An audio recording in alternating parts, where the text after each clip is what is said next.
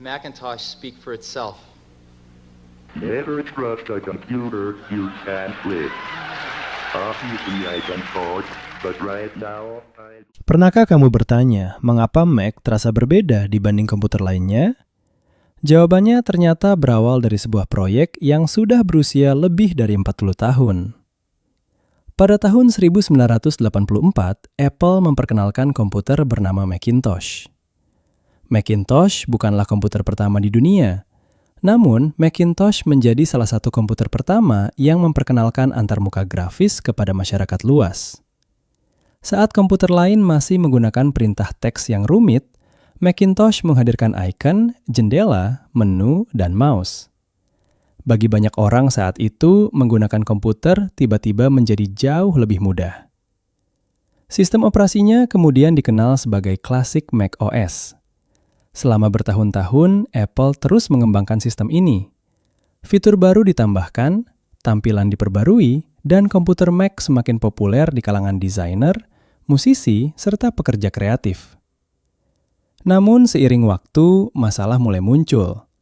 Fondasi sistem operasi lama sudah mulai ketinggalan zaman. Stabilitasnya terbatas, keamanannya kurang baik, dan sulit bersaing dengan teknologi modern yang terus berkembang. Apple membutuhkan perubahan besar, dan perubahan itu datang dari seseorang yang pernah meninggalkan perusahaan. Namanya adalah Steve Jobs. Pada tahun 1985, Steve Jobs keluar dari Apple dan mendirikan perusahaan baru bernama Next. Di sana, ia mengembangkan sistem operasi canggih bernama NextStep. Saat itu, tidak banyak orang yang menyadari bahwa sistem inilah yang nantinya akan menjadi fondasi masa depan Mac. Kemudian pada tahun 1997, Apple membeli Next. Bersamaan dengan itu, Steve Jobs kembali ke Apple. Keputusan ini menjadi salah satu momen paling penting dalam sejarah perusahaan. Karena Apple tidak hanya mendapatkan Steve Jobs kembali, mereka juga mendapatkan teknologi NextStep. Dari sinilah lahir generasi baru sistem operasi Mac. Pada tahun 2001, Apple memperkenalkan Mac OS X. Huruf X dibaca sebagai 10 atau 10. Inilah sistem operasi yang benar-benar berbeda dari pendahulunya. Mac OS X menggunakan fondasi berbasis Unix yang membuatnya jauh lebih stabil dan aman. Tampilannya juga sangat modern untuk zamannya. Ada efek transparan, animasi halus, dan desain yang terasa futuristis. Banyak pengguna langsung jatuh hati. Namun perjalanan Mac OS X baru saja dimulai. Apple kemudian merilis berbagai versi dengan nama kucing besar. Mulai dari Mac OS X Cheetah, Mac OS X Puma, Mac OS X Jaguar, hingga Mac OS X Tiger dan Mac OS X Leopard. Setiap versi membawa peningkatan baru. Komputer Mac menjadi lebih cepat, lebih stabil, dan lebih mudah digunakan. Pada tahun 2006 terjadi perubahan besar lainnya. Apple meninggalkan prosesor PowerPC dan beralih ke prosesor Intel. Peralihan ini memungkinkan Mac menjalankan lebih banyak aplikasi, bahkan sistem operasi Windows jika diperlukan. Bagi banyak pengguna, ini adalah era keemasan Mac. Kemudian pada tahun 2011, Apple merilis Mac OS X Lion. Disinilah pengaruh iPhone mulai terasa. Fitur-fitur seperti gesture multitouch, launchpad, dan pengalaman yang lebih mirip perangkat mobile mulai hadir di Mac.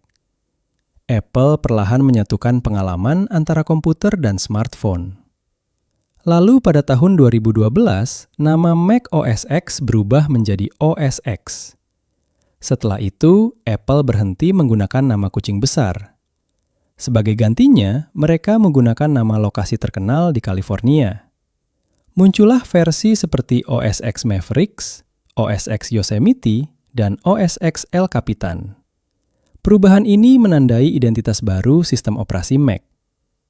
Kemudian pada tahun 2016, Apple kembali melakukan rebranding.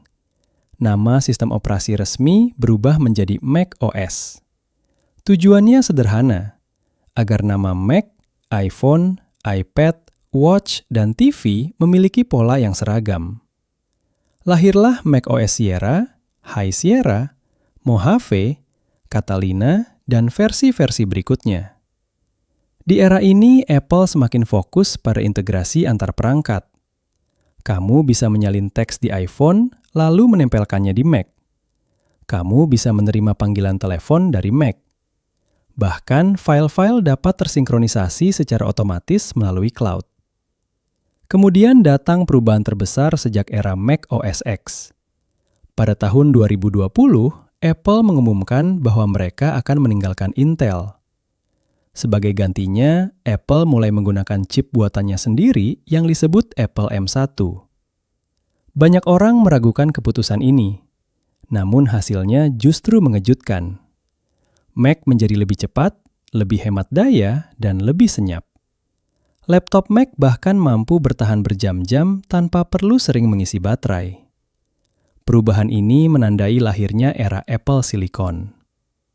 Setelah itu, Apple terus mengembangkan macOS dengan versi seperti macOS Big Sur, macOS Monterey, macOS Ventura, macOS Sonoma, hingga macOS Sequoia. Setiap generasi membawa peningkatan performa, keamanan, serta integrasi yang semakin erat dengan ekosistem Apple. Jadi, ketika kamu membuka Mac hari ini, sebenarnya kamu sedang menggunakan teknologi yang dibangun dari puluhan tahun inovasi, percobaan, kegagalan, dan keberanian untuk berubah. Menurut kamu, versi macOS mana yang paling berkesan? Apakah era macOS klasik, era macOS X, atau justru era Apple Silicon yang sedang kita nikmati saat ini?